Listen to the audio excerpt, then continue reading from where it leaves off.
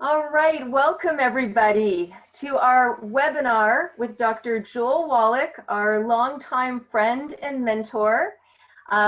We in Canada have been missing you, Doc. We're so happy to have you here, and we're excited to learn from you more of your health research and wisdom. So on that note, for those of you who are new, Dr. Joel Wallach is an internationally respected author, speaker, doctor. He started out as a veterinarian, then became a primary care physician, and then a naturopath. He works with people worldwide to help them reclaim their health, to understand their health, and to make solid improvements. Doc Wallach has written many books, hundreds of scientific research papers. He's a Nobel Prize nominee, has been awarded by the United Nations a Lifetime Achievement Award for his research and philanthropy.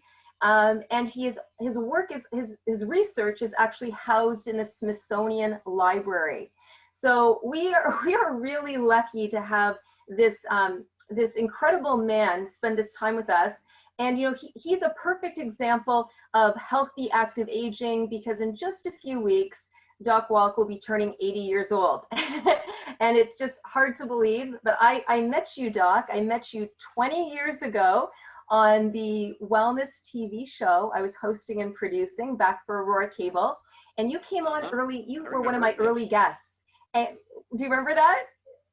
And you became my most popular and most reoccurring guest as well, because what you had to say was so important, is a health message for people of all ages and stages of life.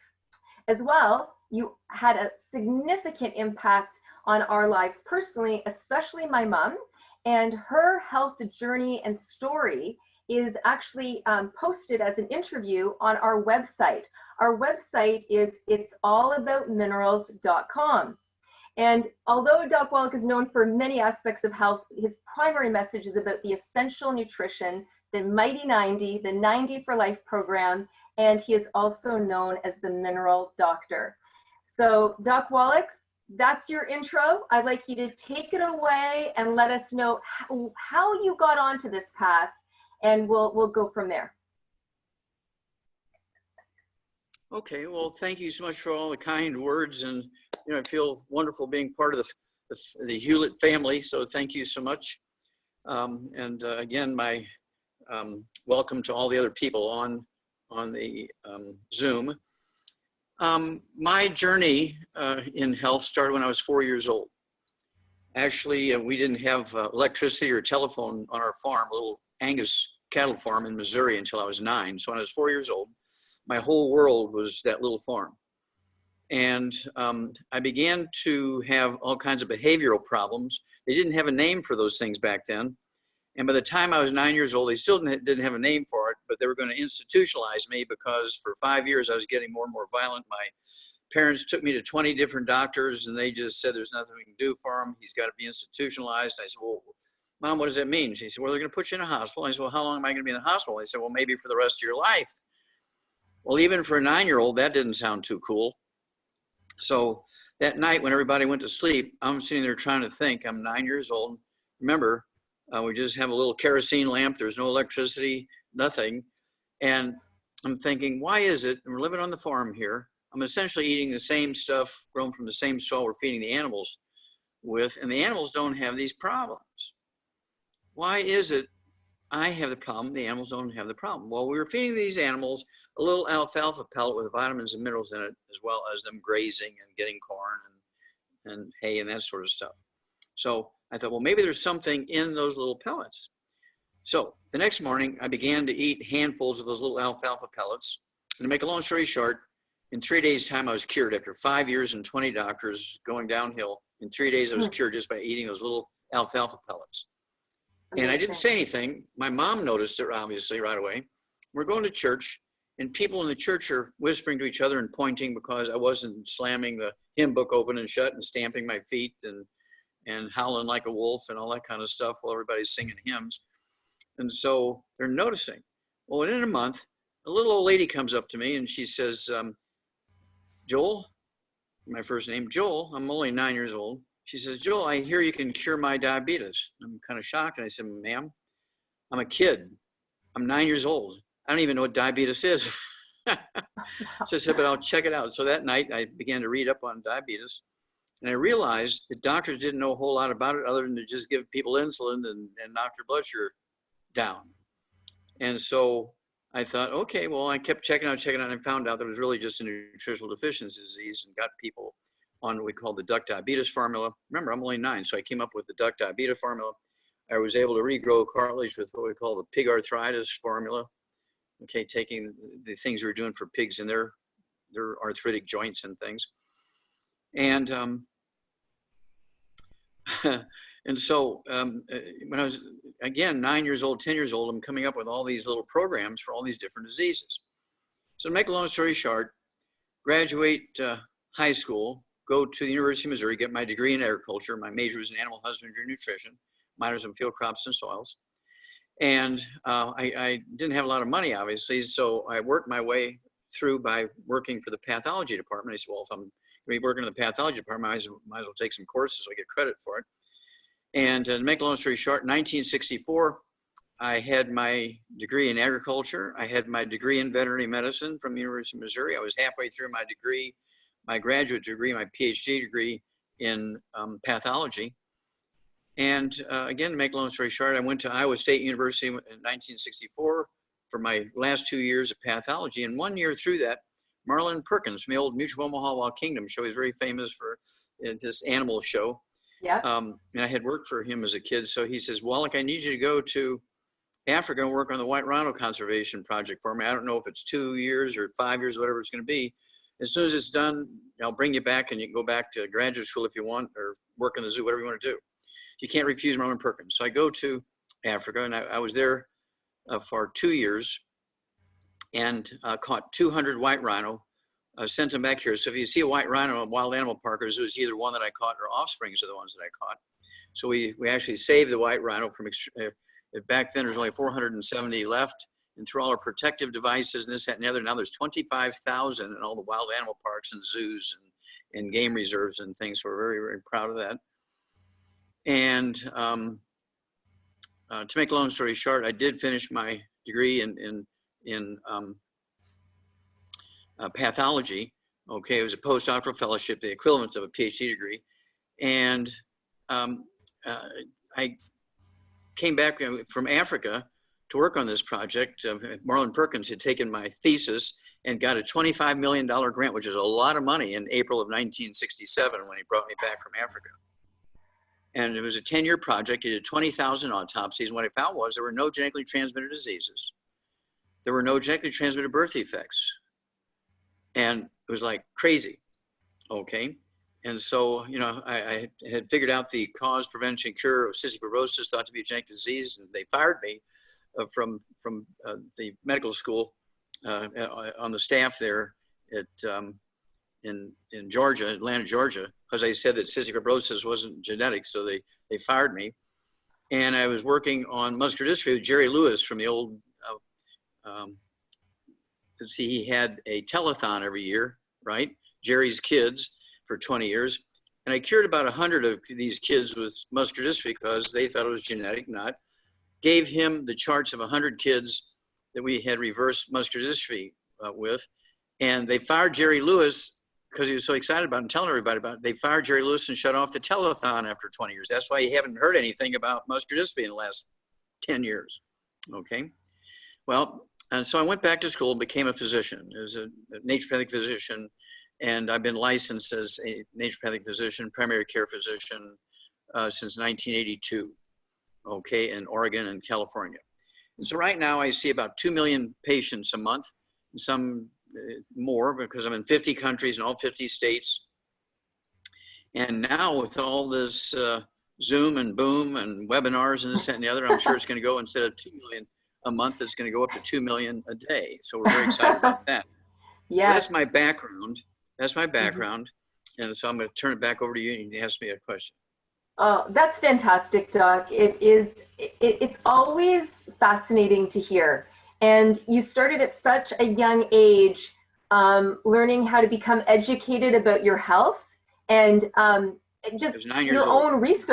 your own research at 9 years old, and being so smart to try the animal pellets, which had the proper nutrition that your body needed, and within a few short days seeing changes. Like, that's what's so exciting, is anyone who starts to listen to your advice and takes out the bad stuff and puts in the good stuff starts to find out, experience results so quickly, because it's the solution, it's the answer. So I love hearing about how you carried on to vet school, and ultimately that took you into a research project. I understand during that research project you did a lot of autopsies that were animals and then humans. Do you just want to refer to that for a moment? Sure. In that one project, I did 20,000 autopsies. It was 17,000 and some change of over 454 species of animals in the big zoos and big cities, and 3,000 humans. And the reason was we were looking for a species of animals in the big zoos that would die from the same pollutants that humans would, who lived near the zoos. And if the animals started dying, we knew to evacuate the cities. We were using the zoos like the old coal miners used to use canaries. They take the canary down the mine. If the canary dropped off the perch and died, they knew to get out. And so that was the whole idea of that project. And I did many other projects. Another big one was in Qishan, China. I did 1,700 autopsies on kids under the age of 10. They died of a disease called Qishan disease, named after the province, because the nutrient deficiency is caused by a deficiency of a nutrient that did not occur in the soil there.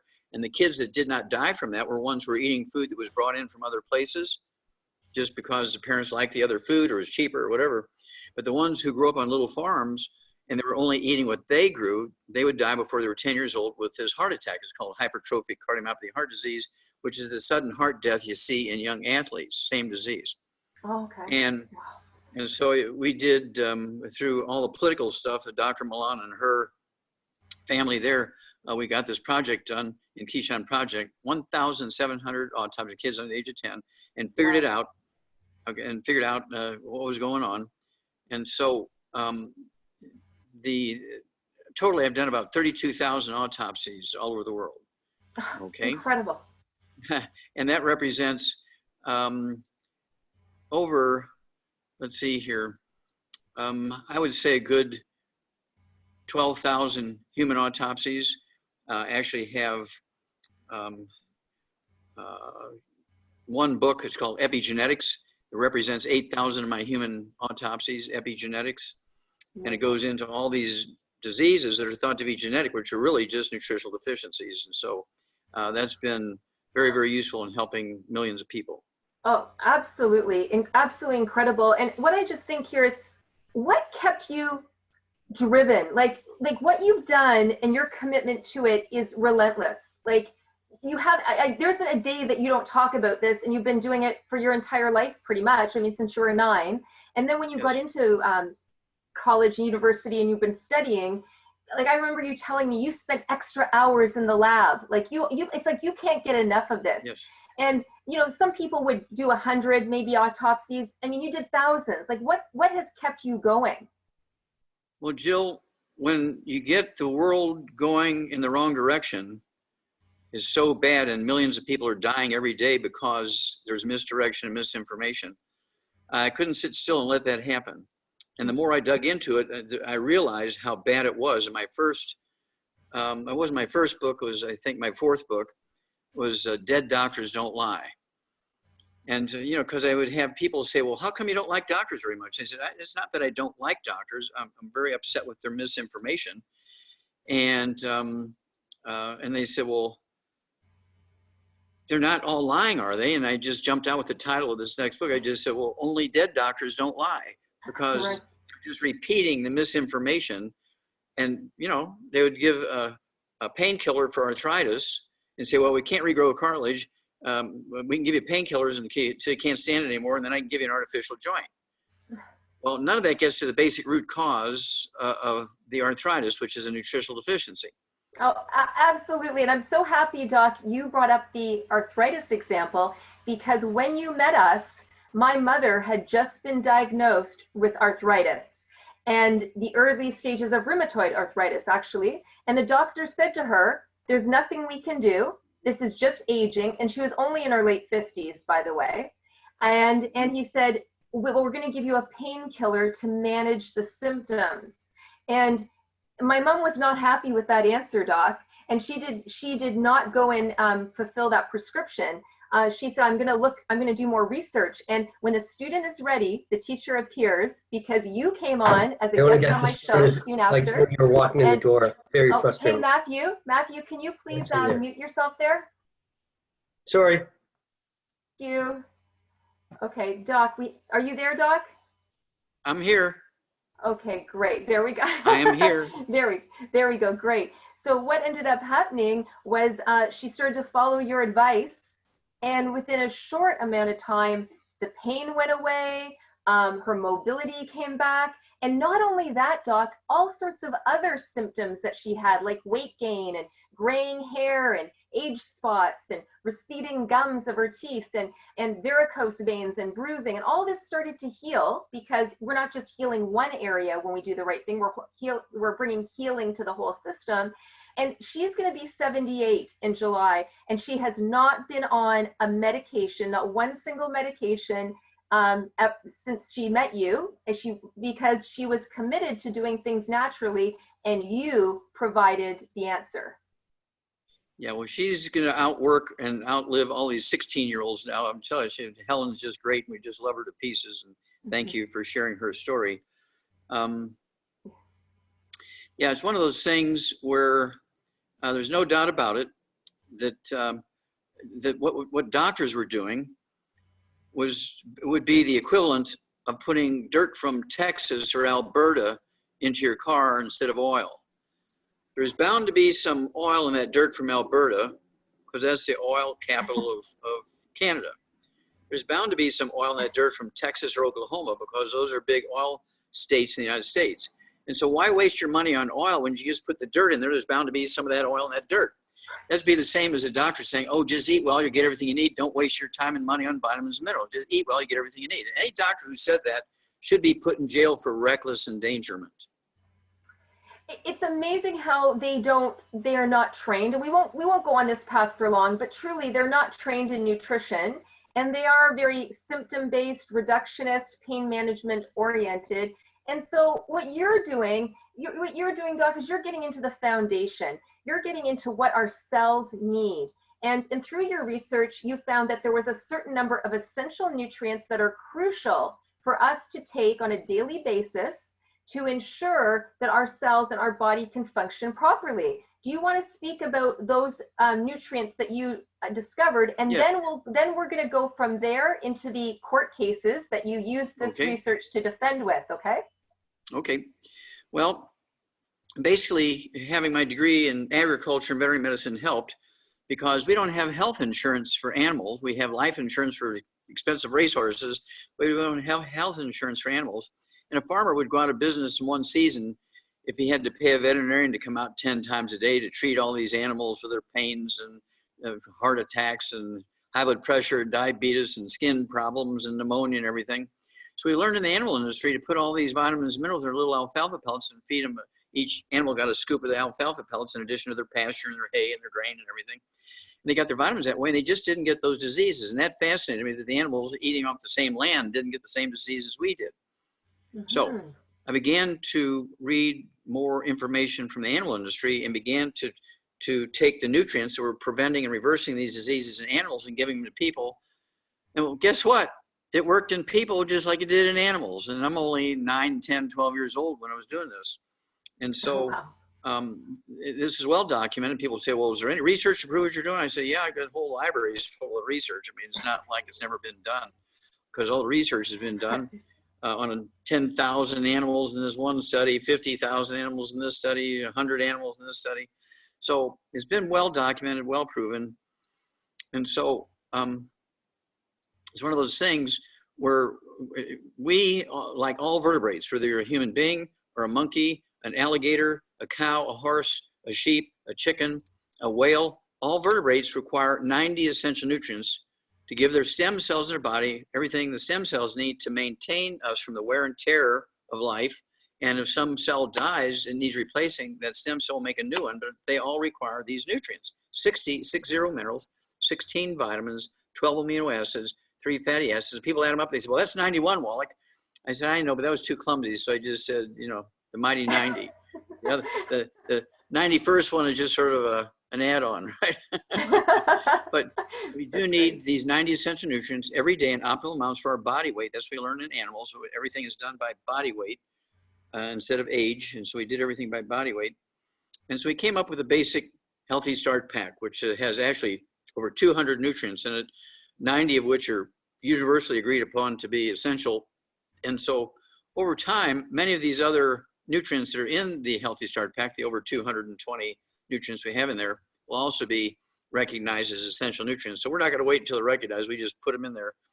So everybody's getting, if you just start with our basic core program, which is in every one of our packages, the core program is the Healthy Start Pack. And then we have what we call secret sauces for over 900 different diseases.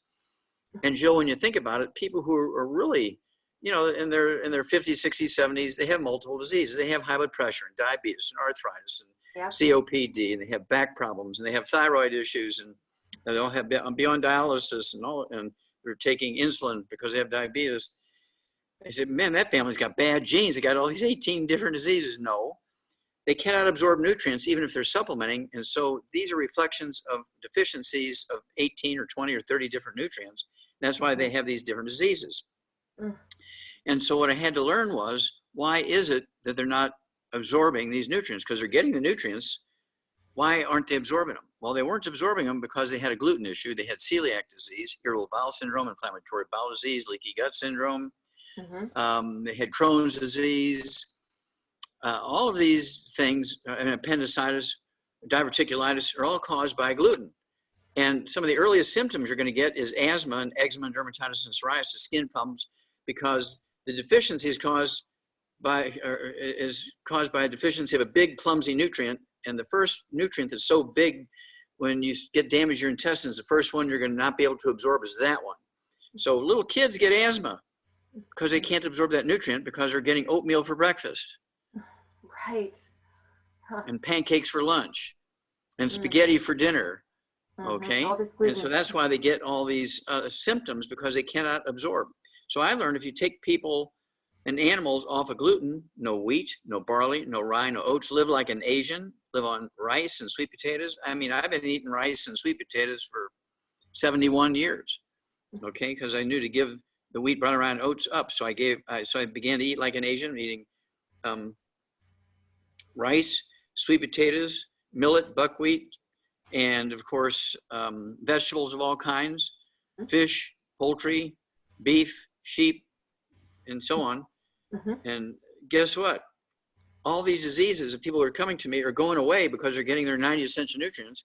I'm getting them off of gluten so they can absorb them. And so within weeks, they've had these diseases like your mom for years and years and years and years. And in weeks, it's gone because now they can absorb this stuff because their irritable bowel syndrome goes away, their Crohn's disease goes away, their diverticulosis goes away. Now, I can't give their appendix back when they had their appendix out when they were a kid, but that was due to a gluten issue. And they just got more severe issues going on where the small intestine enters into the colon, and that's where the appendix is. And it responds very rapidly to gluten. And so people, you know, these kids, oh, I got a pain in my, you know, my right side. When that happens, sometimes they'll take your gallbladder out when it's really your appendix causing the pain. Oh my goodness. Oh my goodness. Doug, you know what? You always over deliver. I always learn something new. It's incredible. Your memory is outstanding. Obviously, you live and breathe this. Yeah, I don't have a memory problem at 80.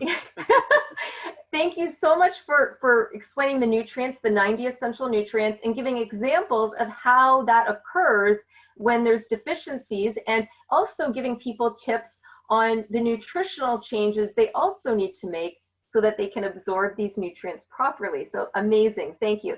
Now, we are on track here because it's 8 o'clock. We're going to spend the Eastern Standard Time, of course. We're going to spend the next 10 minutes, if you don't mind, talking about some court cases and beating the FDA, because right now, you know, people are standing up more than ever to claim their health and to protect their rights to their health. And you've been leading the charge for decades. After that 10 minutes of speaking about that, we're going to spend about 15-20 minutes on COVID, and then we're going to open up the floor for questions, okay? Fair enough.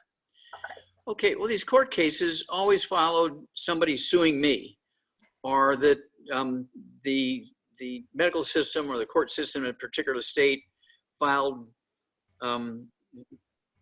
issues in court so that people couldn't get nutrients and so forth. Or we couldn't say in public that diabetes wasn't genetic, and if you take these nutrients, your body will heal itself and the diabetes will go away. Couldn't say that. And so we had to go to court and sue to be able to say these things openly and not get in trouble.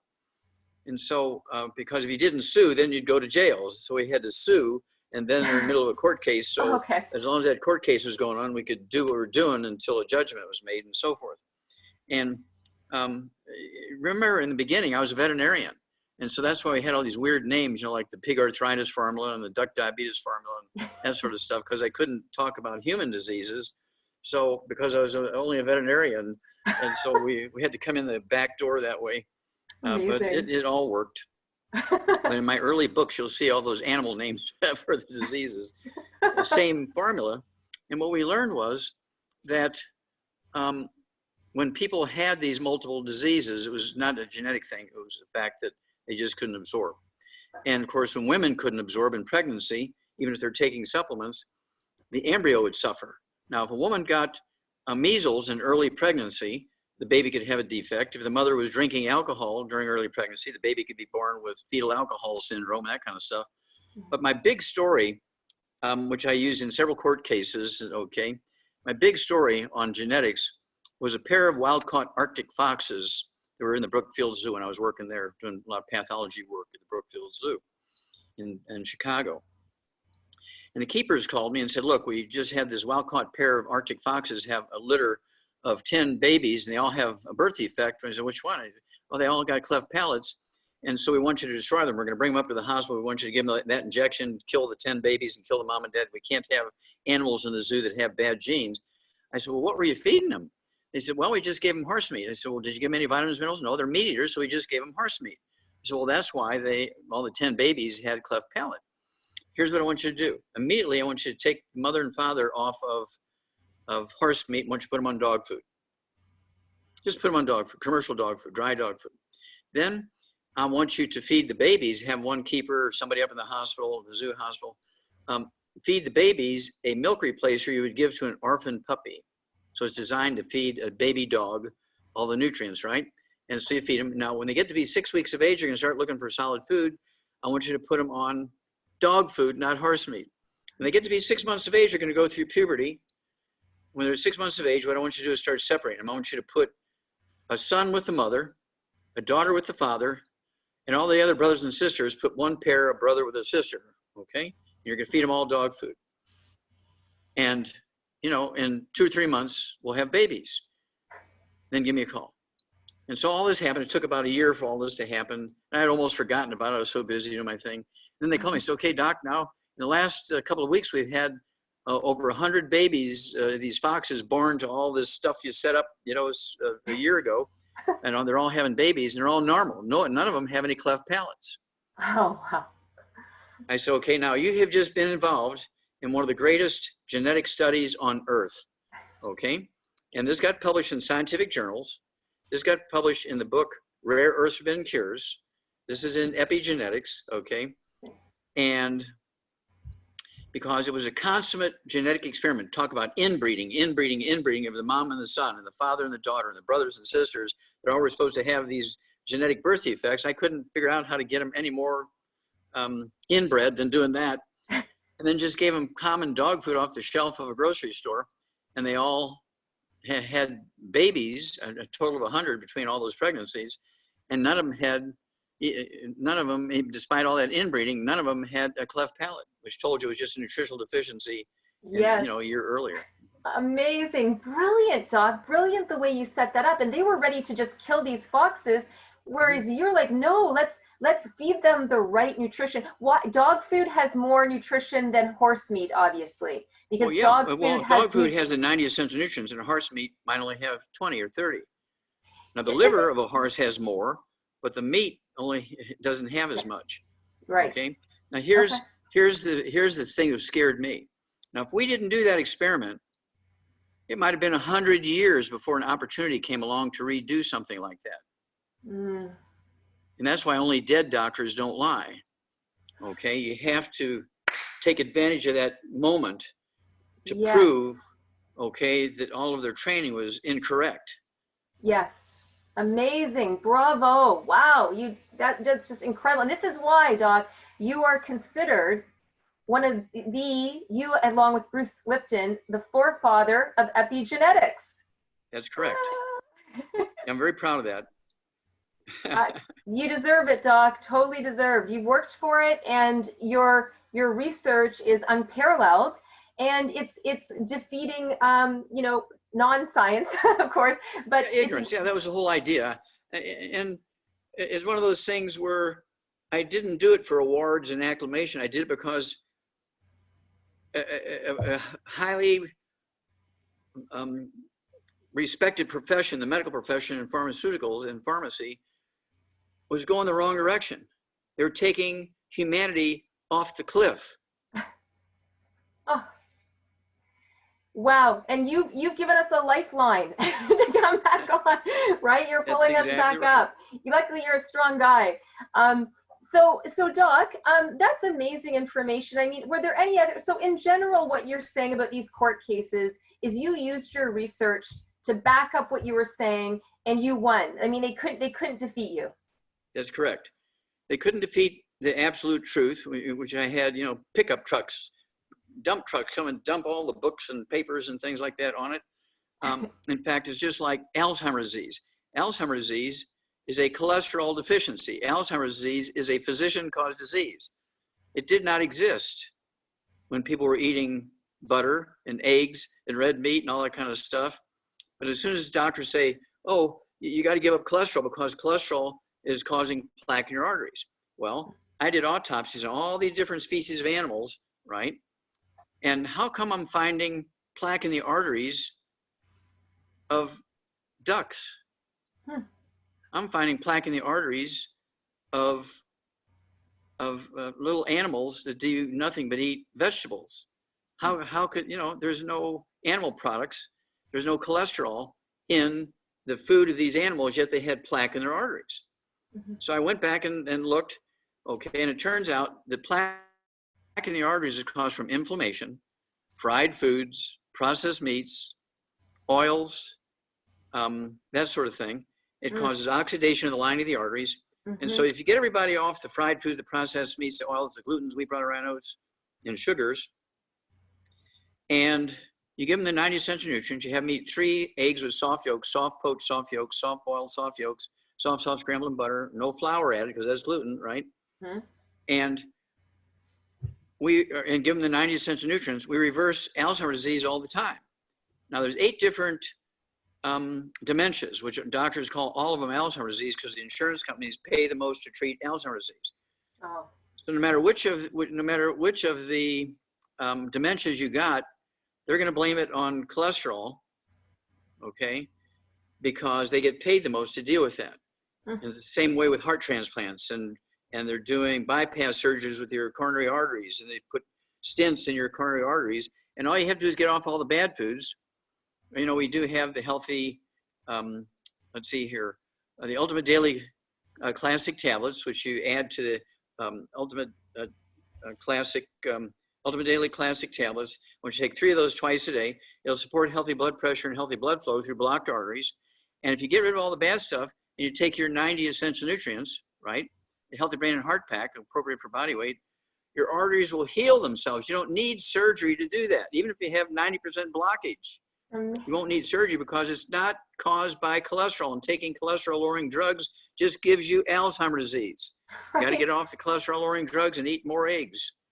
It's amazing. What we're told to do is so backwards from genuine health strategies, and you are bringing common sense back into fashion here, and with all the science to back it up, Doc. This is amazing. This is so amazing. Science backs it up. I don't take any chances with people's health and their life, and their longevity. So anytime I say something or write something, I can guarantee on my children's eyes that it's perfect.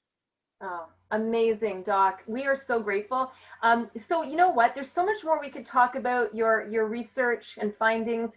But now, because we're just at about just 10 after 8 here, could you go into speaking the last 20 minutes before we open up to the Q&A about the issue, the situation we're all contending with, this COVID-19? Okay. Thank you. Okay, well, COVID-19 is a doctor-caused problem. Another one of those. Okay.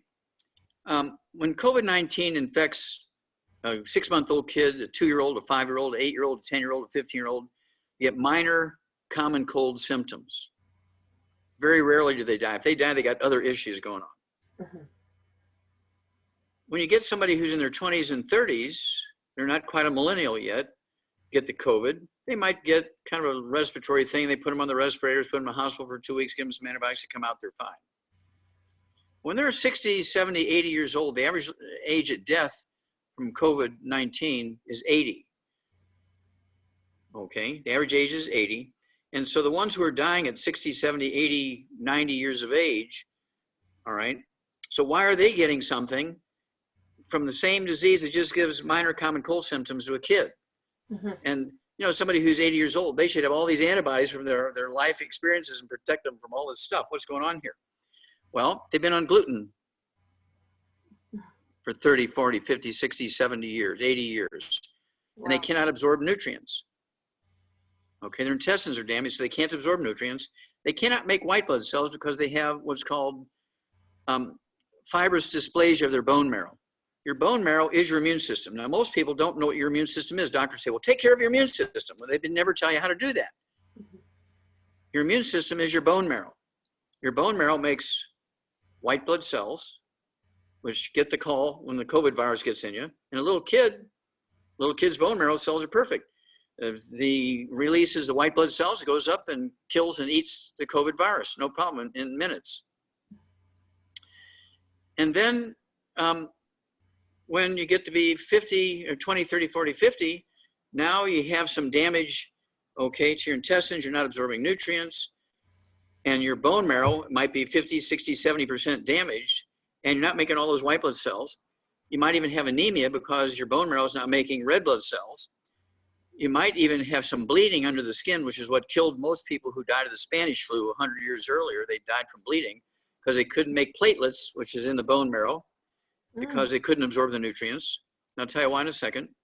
And then you can't make stem cells and make antibodies to kill the COVID virus, okay, because you're not getting the nutrients, because your bone marrow is all screwed up.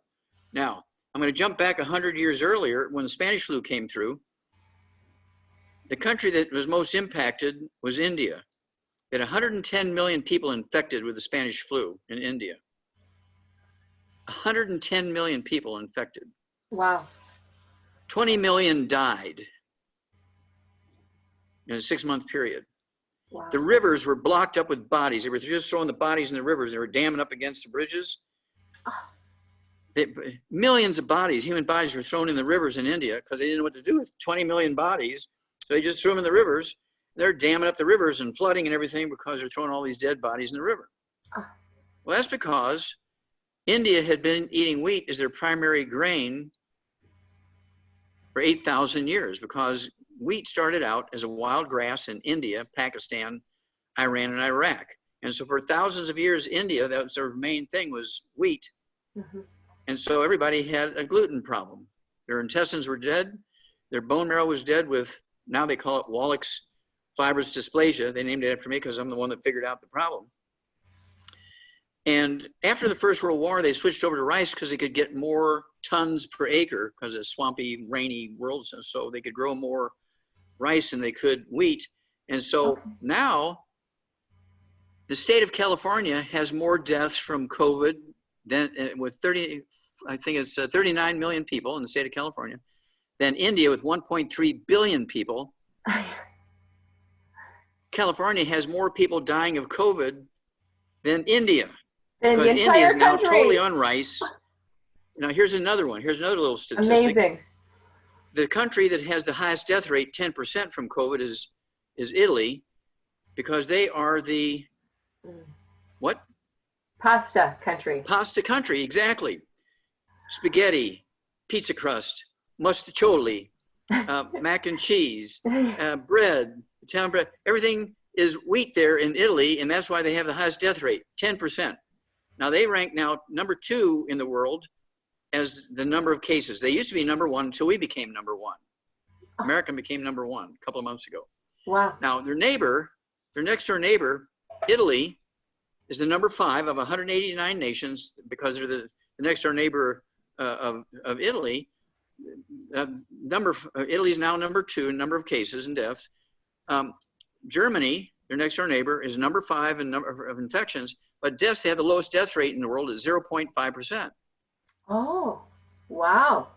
Now, why is that? Next door, I mean, if it was a bug, they'd be blowing into them. Yeah. Okay. Yeah. Why is it one's 0.5% and the other one's 10%? Yeah. Well, that's because the main source of carbohydrates for Germans is what? Potatoes, corn, and rice. Yeah. German potato salad. Right.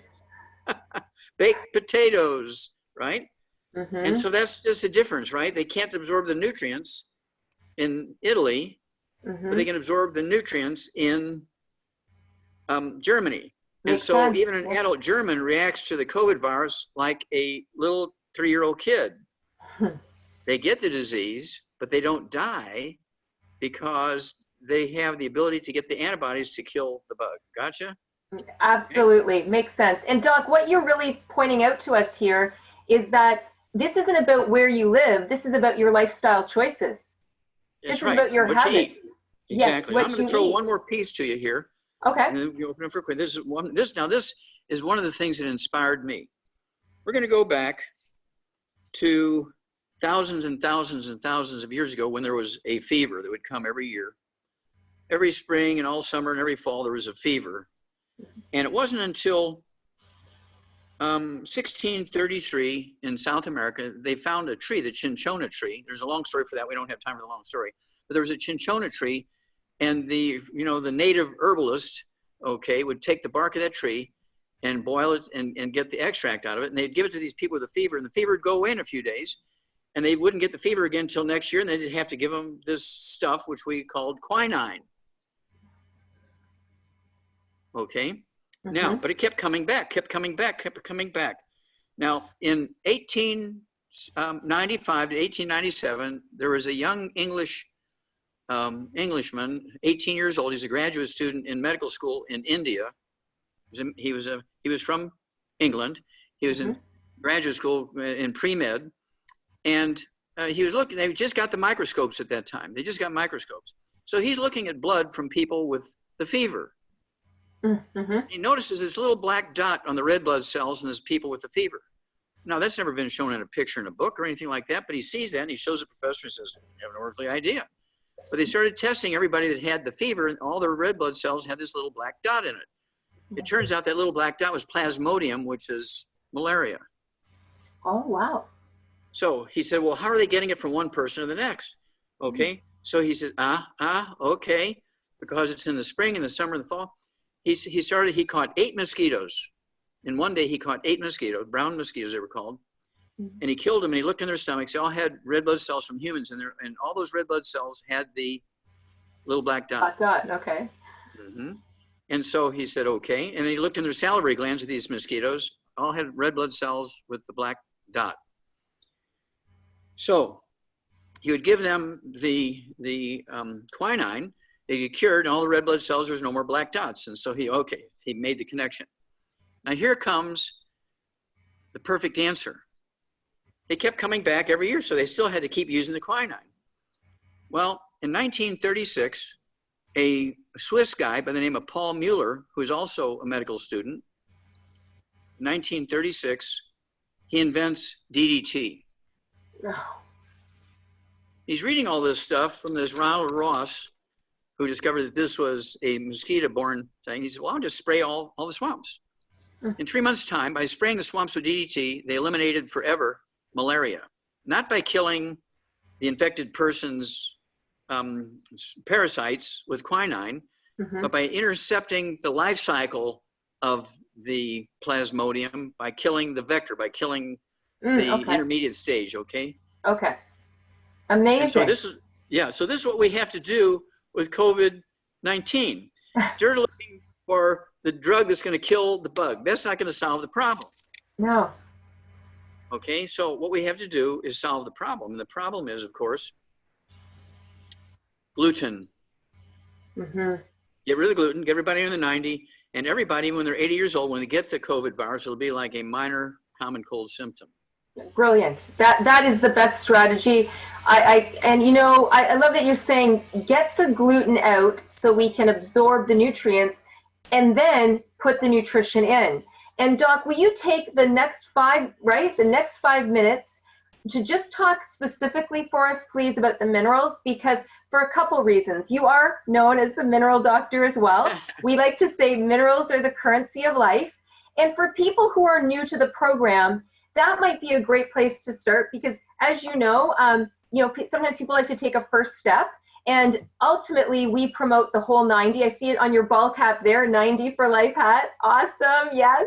Wow, so cool. But I think it would be helpful to just for a moment talk about the minerals because they are, 60 of the 90. So yes, they're 2/3 of the 90 essential nutrients are the minerals, and they're required by all cells in the body to perform their physiological functions, a respiration, using oxygen, getting rid of carbon dioxide, making what is it they're going to make. I mean, cartilage cells cannot make cartilage cells without these minerals. Okay? Now the cartilage cells are happy, they're fine, but they can't make new cartilage without these minerals. And so then the doctors will give you a painkiller, and when the pain keeps getting worse and worse, then he's going to cut your joint out and put an artificial joint in there. Did that solve the problem? No, because it's affecting all the rest of your body. Okay, 99.9%, Jill, 99% of all medical treatments treat the symptoms, and people are happy. Oh, I love my doctor. I had joint pain for 30 years. He gave me opioids, and my pain was gone in 3 minutes. I just love my doctor. Oh my Bam, you're dead. I knew that was coming. Yes. The same thing is true with diabetes. 98% of diabetes is called type 2 diabetes. You don't get it until you tend to be a little older. Type 1 diabetes is not a genetic birth defect, but it is a birth defect. Mom's missing stuff when the beta cells, in the islets of Langerhans and the embryo's pancreas are being formed. When mom is missing a nutrient, that doesn't happen. So the baby's born is only making maybe 10% of the insulin it needs. And so they say, oh, you got type 1 diabetes. And they'll give them insulin shots to compensate for that. Right. Well, if mama gets all the 90 essential nutrients all through the pregnancy, there will never be another type 1 diabetic as long as she's gluten-free so she can absorb it. Right, Okay? absolutely. Now, type 2, people over time, and the average kind of age when you start getting type 2 diabetes is people in their 30s. Well, they've been eating gluten for 30 years. And so they can't absorb nutrients, can't absorb nutrients, and suddenly now they're getting these blood sugar issues, and doctors, oh, you got diabetes, we're going to put you on a pill. They take the pill, they say, oh, it didn't work, so you have a type 1. People don't get type 1 diabetes when they're 35, 40 years old. The doctor needs to go to jail. The reason why, and you know the answer to this already, the reason why they didn't react to the pill, the oral form of medication to deal with diabetes, is because they couldn't absorb it because they had a gluten problem killing their small intestines. Right, exactly. So if they would have just gotten off of gluten and gave them that pill, it would have worked. Oh, right. Okay. Okay, so we you get know them what? off. But Doc, we are fed to believe, like, there's so much media and promotion around carbohydrate products, gluten, wheat-based products. I mean, it's such a huge industry. And there's people who would like to get off gluten, but they don't know how to do it, or they're afraid of giving up things they like. But I know what you're going to say. Well, they're going to lose their health if they don't. So they're going to die. Right. Okay. Yeah. You have to be prepared to give up the breakfast of champions, Wheaties, and oatmeal for breakfast, and go to things like baked sweet potatoes. That's what I eat, is baked sweet potatoes with butter every morning, with rice, brown rice with butter. And then I have 3 poached eggs with soft yolks. And then I have yogurt, and I have all my 90 essential nutrients. And you're buttering it and putting salt on? Yeah. Yes. Oh yeah, Excellent. we Good have stuff. our pink Himalayan salt. You got to have Yeah. salt. Yeah. Oh, that's another whole story. There is no, there is no such thing as Too much salt. acid reflux. There's no such thing as acid reflux. It should be called lack of acid reflux, because the reason why you have belching, burping, and bloating and reflux is because you're not making stomach acid, because your doctor told you to stop using salt. And salt is what your chief cells use to make salt, or excuse me, to make stomach acid. And stomach acid keeps your stomach sterile. Bacteria can't grow in there. Now, once you get off of salt, and now your pH in your stomach starts going up, and your bacteria begin to ferment your food, you get gas, now you have reflux. It's not acid reflux, it's lack of acid reflux. Oh, wow. Amazing. Amazing. I love how you say on a farm, the cows and horses aren't told how many licks they can have of the salt block. They can have as much as they want. And guess what, Jill? These farmers were very smart. They started putting all these trace minerals into the salt block because they knew the animals would stand there all day and lick the salt. They're also getting their trace minerals Yes.